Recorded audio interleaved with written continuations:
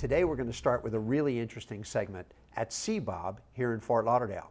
SEABOB is a product that many of you are familiar with that gives you a unique experience in the water, something that I never thought possible.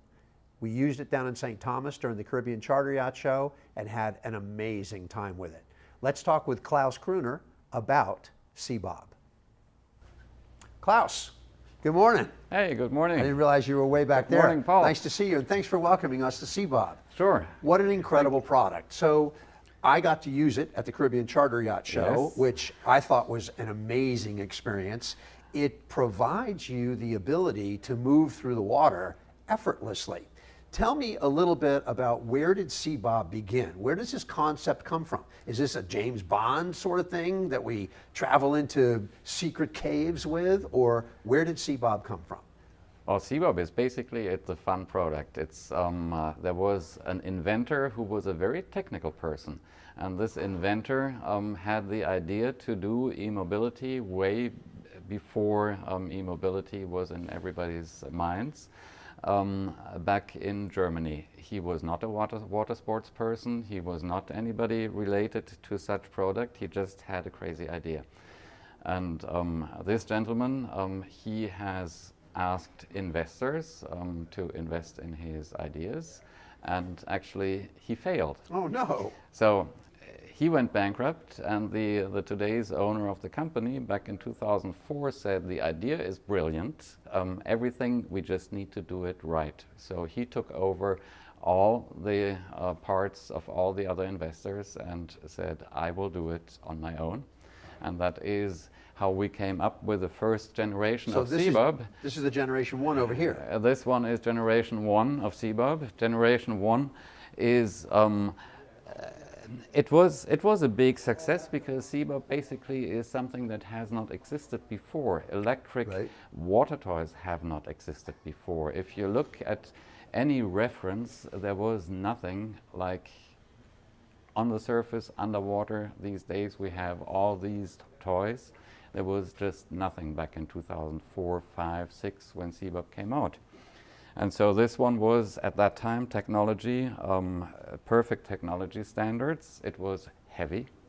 So the market was very much limited to the super yachts. Okay. And batteries were different, battery technology was different. So speaking of the batteries, we're going to see a little bit more when we get into the service area about how the battery exists in these.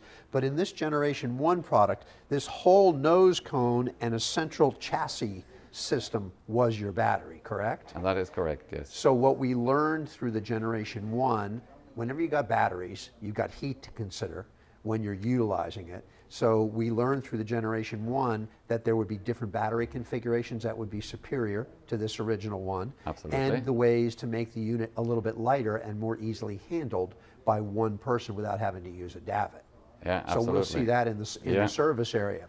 But what a fascinating concept. And I would like to mention one detail. Batteries, interchangeable batteries, are nice to have, and I know that people like it rather than recharging the unit to say I just plug in a new one.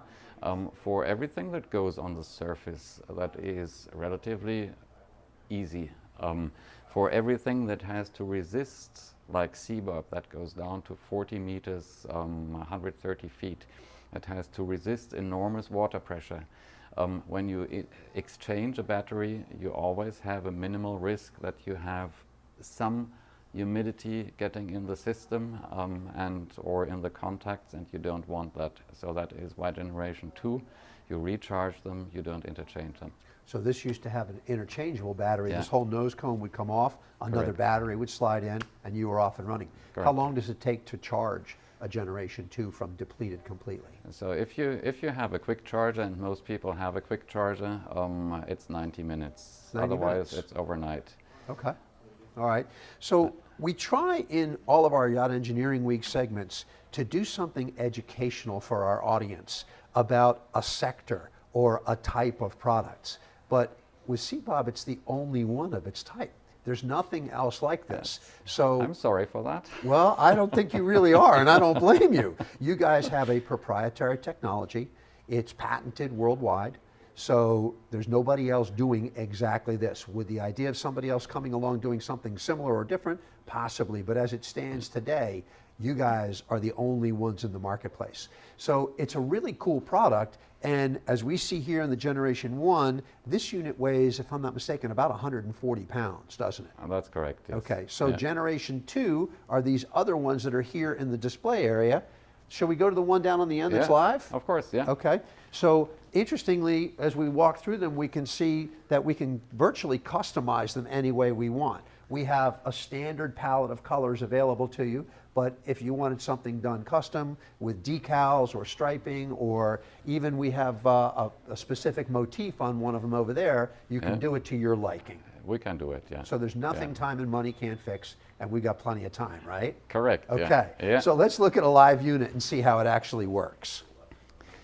So here basically you have what you do with the SEABOB, you hold on to the two handles, Right? push the blue button, And it just tells you touch on the it. display what to do. And on the display it tells you what to do. It says push trigger. The trigger is on the right hand side. Okay. Maybe I didn't push it hard enough. So with the trigger on the right hand side, it allows you actually to, when you let the trigger go, the SEABOB will immediately stop. It goes to zero. So the safety of the SEABOB is you hold on to it, it will run, it floats, it has 100 Newton positive buoyancy, and when you let it go, it will stay on the surface, but it stops immediately. What I found interesting was that it's surprisingly easy to hang on to as well. It's not something that you have to put a death grip on for it to pull you through the water. It's something that's very comfortable in your hand. It's ergonomically very logical. And it took me a matter of seconds to understand the workings of it. Simply by pushing one button, you speed the motor up. Correct. By pushing the other button, you slow the motor down. And when you speed it up, it stays at that setting until you ask it to go to a lower setting Yeah. or a higher setting. And again, if you let go the trigger, it goes stops, to zero, yeah. and So it's buoyant. If you can see, it's like cruise control in your car. Every time you touch the green, you get more power. Every time you touch the red, you reduce your power. You let the trigger go, you hear it, the engine stops immediately. And as soon as you activate the trigger, it goes back to the previous setting. Yeah. What I would like to mention is people sometimes ask, is there any rotation here in the back? There's no rotation. There is the intake underneath, and the impeller is inside, so you can, Way while inside. the SEABOB is running, you can put your fingers here in the back. There is no issue whatsoever. Does the water stream hit you? No, it does not, because basically when you are in the water holding onto the SEABOB, your legs are floating on top, and your body is floating on top of the SEABOB body, so you don't feel Yeah, and the water anything jet about that. goes underneath you. You don't Yeah. even feel it. Yeah. So we're going to take a look in the service area of a disassembled SEABOB that allows us to see the motor, the batteries, the configuration of the hull. One of the things that I found very interesting was that the intake is here on the bottom, Correct. which allows the intake propulsion water to come into the motor and be exited out the back. The other jets here, they're not really jets, they're No, intakes. it's intakes, yes. What which they you do have is they here allow in you to these areas. steer more easily. Yeah, basically the water is flowing through the body of the SEABOB, and that makes it so easy to handle it. With a little bit steering of your body or body movements, you make it go down, you make it go up, you make it turn right, make it turn left. If this was a closed block, there would be much more water resistance, much less speed, and it would be much more difficult to handle it. And the other huge benefit is that allows it to cool the batteries as well. Yeah. So we've seen what the unit looks like, and we've got a lot of footage of what the unit does in the water and how people use it. Let's take a walk into the service area and let's see Okay. how this unit looks disassembled and what sort of things do we normally have to address when they come in for service. Okay. Okay, let's take a look in there. So this is service room 1, Klaus, and this is where we do our initial checks, if I'm not mistaken. That is correct, yes. You receive the unit, you disassemble it, Well, we receive the unit and we connected actually the electronics to our PC, where we can read out actually if there is any default. We can read the batteries, we can read the PCB, the electronics board. We can read whether there is any issue with grips. So basically, we first read out any potential errors. So you can tell if there have been any codes. There are codes, and we Okay. we can electronically read that out, and that is also outside service centers would have the same ability to do that. Okay. So they are all trained service technicians. They need to go to Germany for 1 week in order to get authorized to service SEABOBs. But this is the largest service facility in North America. This is the largest globally. The largest actually, globally, okay. Which we have here. So the way we have our system right now, it's actually rotated 90 degrees from the way that it sits in the body, and That's correct, the yes. unit itself is upside down. Yeah. So this would be our intake right here, which comes in Correct. on the bottom, and our motor is here, That's correct. our electronics are here, Correct. And these are our batteries. These are the batteries. And So- other than what we had in the batteries of the first generation, they are round, cylindrical. So that allows much better cooling, number one. And secondly, a cylinder by nature has the best resistance to pressure. of course. There's nothing stronger than an arch. Yeah. Right, okay. So tell me a little bit about what we were doing. When we came in, we saw that she was hooked up to a pressure unit. We test these for... After servicing, before servicing, actually, in order to notice whether there could be even the slightest little cut in one cable, and after servicing, we do a pressure test. SEABOB must be able to go down to 40 meters, 130 feet. So there we have 4 bar of pressure. So no humidity, no water may come through any leak. So that is 4 why atmospheres of pressure. Yeah. At 40 meters. So therefore, you got to realize that even the slightest deficiency is going to be significantly amplified. Yeah. So we have to make sure that the integrity of the system is such that we can dive to that depth without any compromise whatsoever. Yeah. Perfect. Perfect. So the first thing that we do is we come in, we test the integrity of the system to make sure that there's nothing inherently wrong when we got it. Correct. And then we also hook up to the electronics to see if there have been any codes, if there have been any problems, or if you're detecting anything wrong with it before you even begin the servicing. Correct. Okay? All right. And then that's what's done in this first room. That is in both of the service rooms. So there are 2 identical rooms with the identical setup with our trained service technicians. So both are taking care of SEABOBs from A to Z. Okay. All right, from beginning to end. So we have one in the other service room that's a little bit further disassembled. Let's Yeah. have a look at that one. Okay. So this one's really down to the bare bones. This is our electronics casing with the electronics removed and our motor here. And you can see that the housing for the electronics has a gasket for it to keep everything completely watertight. So what are some of the most interesting things you've ever found inside these cases when they come in? I'm sure you've seen any bullion, any Spanish treasure. Yeah, I wish.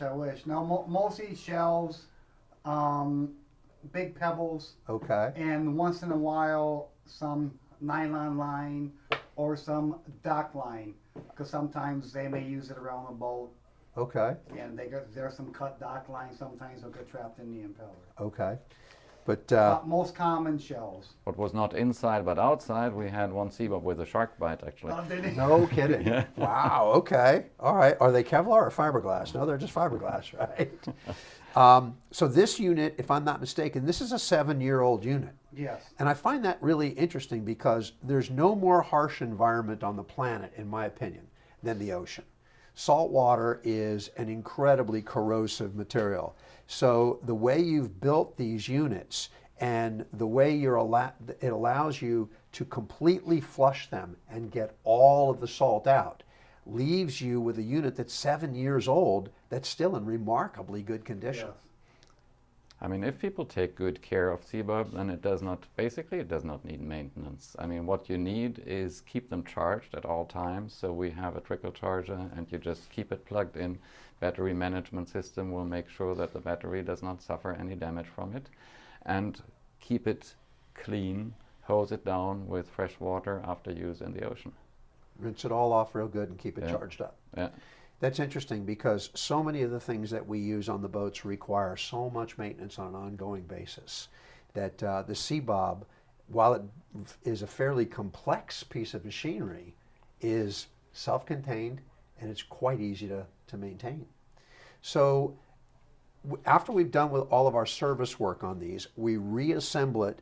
We have a testing facility as well. Correct. So yeah. let's go take a look at the swimming pool and see Okay. what the test looks like. Big pool. All right.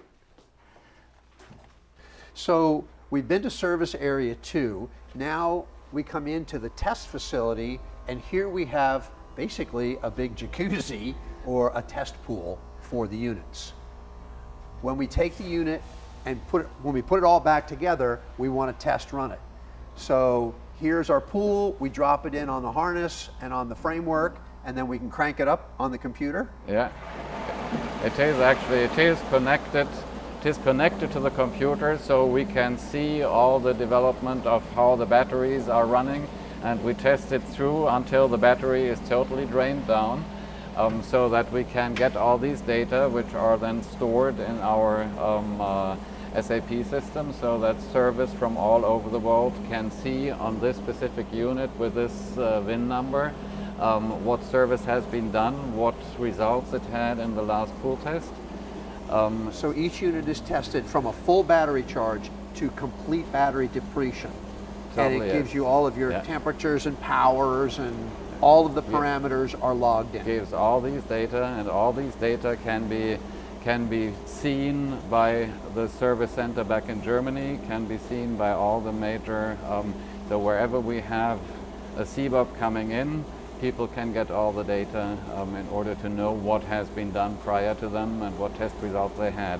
Every SEABOB itself, after manufacturing, run 3 pool tests back in Germany in the manufacturing plant, so that we know that it is 100% So perfect. every unit that's built is field tested, if you Yes. will, and Yeah. then anytime it's serviced, it's completely tested as well. Correct. So here in your facility, we have a lot of racks around us. We have units that are in for service, I think, over here, correct? Yeah. And then we have units that have been serviced that are ready to be sent out. Yeah.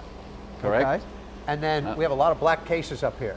Yeah, these are the ones which are our inventory for sale. We Okay. are lucky that during the whole crisis of chips and supply chain, we always, with our German manufacturing, had a little, we just kept up with the demand, so to say. The chip crisis created some problems, but you guys got ahead of it Yeah. in order to be able Yeah. to meet your demands. Yeah, absolutely. And here in the center, we've got units that are ready to be shipped out today. That's correct. Excellent. So Fort Lauderdale, State Road 84, largest service center globally, and also our shipping point for all the units in America. That's correct. Beautiful. Okay. We're going to go back into the showroom. There's a couple of other things that I'd like to learn about the units as far as the practical application and Okay. utility of them. So that's fascinating that we test every unit for its entire capacity as soon as it's serviced. So when it goes back out into the field, everybody who has one knows it's ready to go like brand new. Yeah, absolutely. I Very mean, that's nice. necessary. So one of the things that I see here is an IYBA style docking station. Yeah, that is correct. Actually, we developed it together with IYBA. Okay. Mark is a very good partner of ours. Right. We call it's a lifting dock. So basically, even though SEABOB is now only 70 pounds, other than the first generation, if you want to bring it up to the bridge, or if you have a center console and you don't have a bathing platform, it is much easier with a little davit. It Sure. could be either one you put in the rod holder on your boat. It can be a big davit to bring it up to the bridge.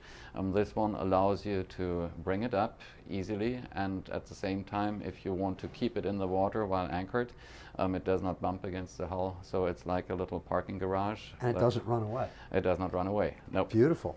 Very, very handy. So when we have it, let's say we're in a bigger boat and we have it stored in a toy garage or a tender garage, we'd have our rapid charger maybe mounted on the wall, and Correct. plugs right in underneath Yeah. the screw top in the center of the unit, and then we can also keep it. In the bag, and In the we bag. have the rack here in order to hang it.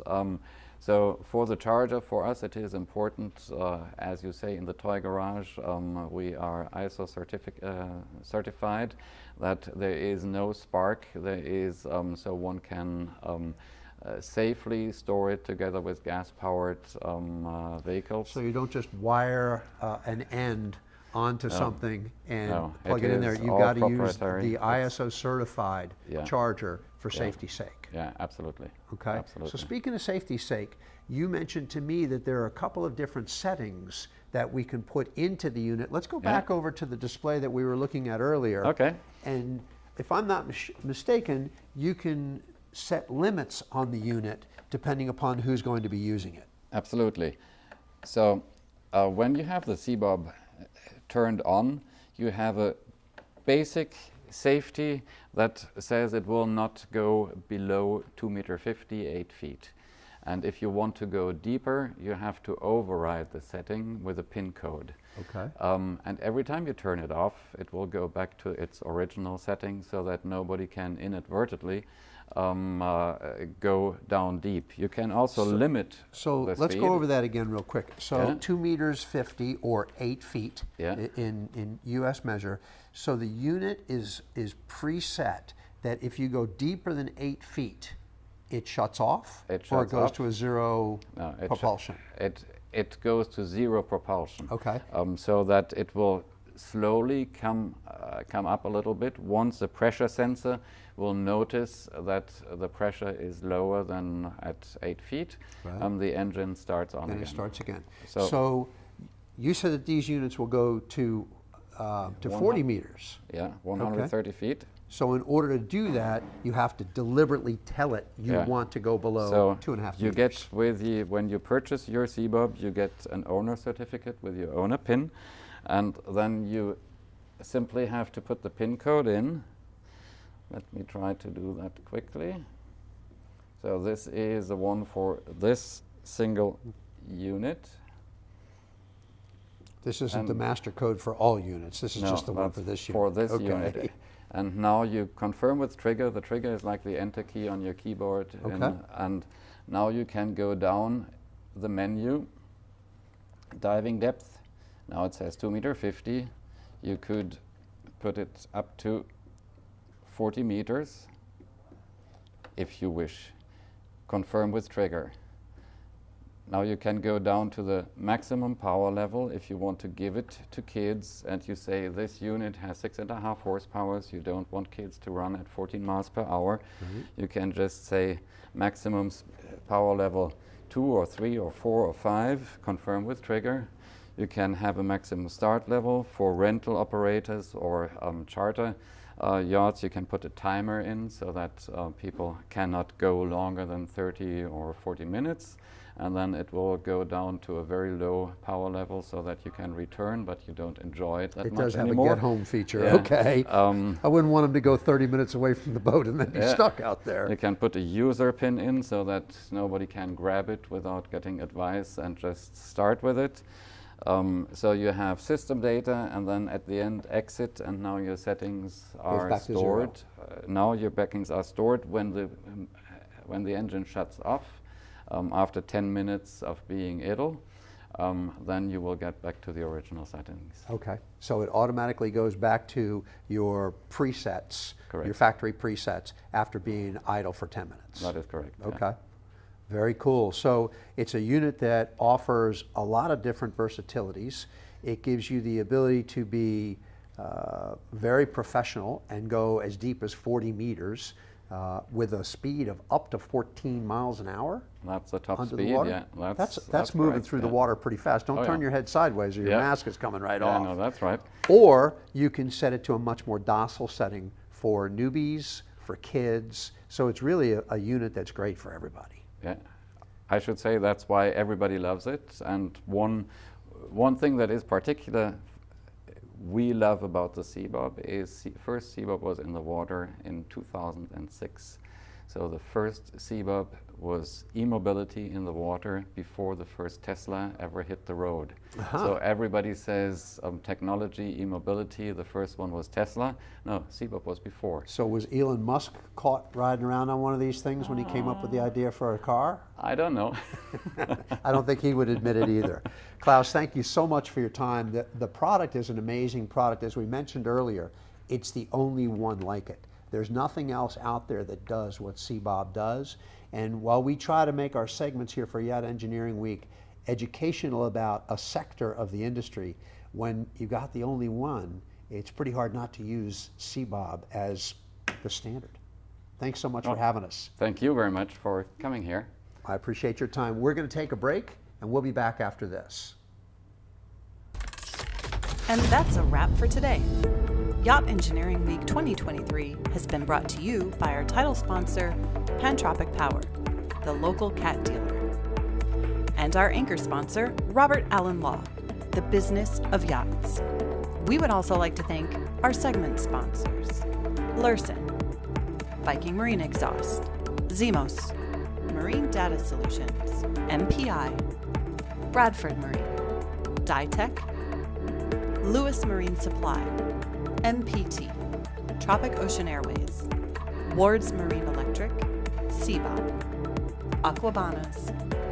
We'll see you again tomorrow, 9:30 sharp.